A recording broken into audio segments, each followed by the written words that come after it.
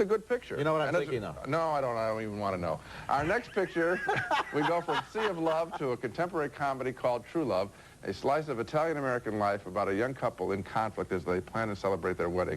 This would like to be sort of a young people's version of Moonstruck, full of conflict and colorful characters. Well, here the main couple argues about his plans for his bachelor party. After Uncle Benny's party, I'm going to go out with my friends.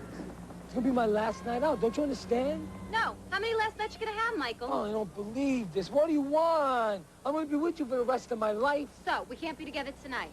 What's the difference? Now, later, we're going to be together. That's what I'm saying. What's the big deal? That argument is credible, but the film really pushes credibility with an argument over mashed potatoes being served at the wedding. Now, you've selected a menu of prime rib, baby peas, and mashed potatoes. We often color the potatoes to match the colors of the wedding. Oh, yeah?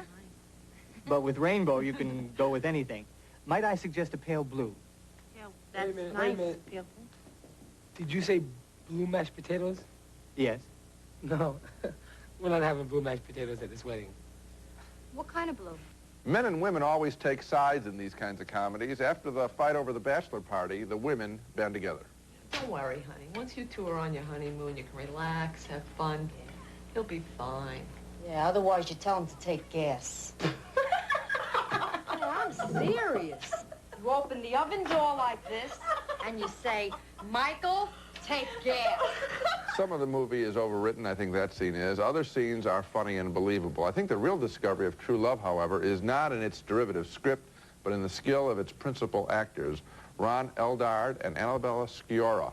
I think they are always credible and likable, even when the script is hokey. I'm giving the film a mixed review, but not to these two fine young actors, Ron Eldard and Annabella Sciorra. Well, they were appealing. I'm not giving the movie a mixed review. I liked it, and I'll tell you why I liked it. First of all, you point out scenes like the mashed potato scene. That's accurate.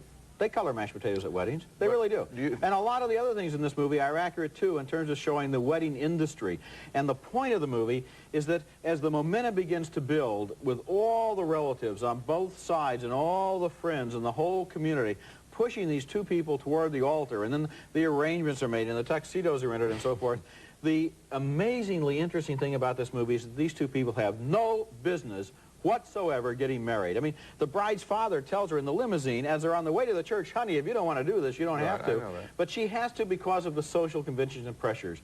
And this is not, despite the title True Love, this is not a movie that is about two wonderful young people getting married and everybody lives. No. It's about the whole institution of marriage and how people sometimes feel that they have to go through with it because it's the role that they are assigned. Whether they want to marry the person or not, the church has been rented. Well, I understand. And what you say is true, and it's a real force in a lot of people's lives, I'm sure. I'm talking about the actual lines that were written, and some of those things to me seemed very concocted, and I saw those played out. I will say that this guy, particularly this Ron Eldard, I thought he was real, and his responses seemed kind of real.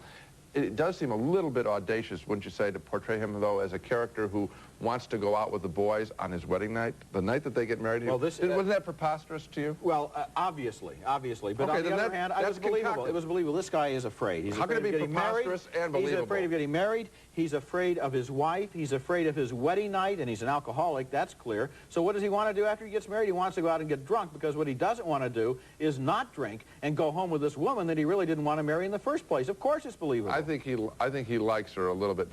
I thought you just said a while back you thought it was preposterous.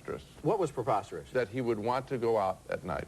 No, well, I said that I misspoke. I'm sorry. No, I think I can believe that, as a matter of fact. I can't. And I can believe a lot of the things in this movie. I don't feel that it was overwritten. I feel that it does have a real documentary feeling to it, which is what I think they're trying to do. Coming up next, the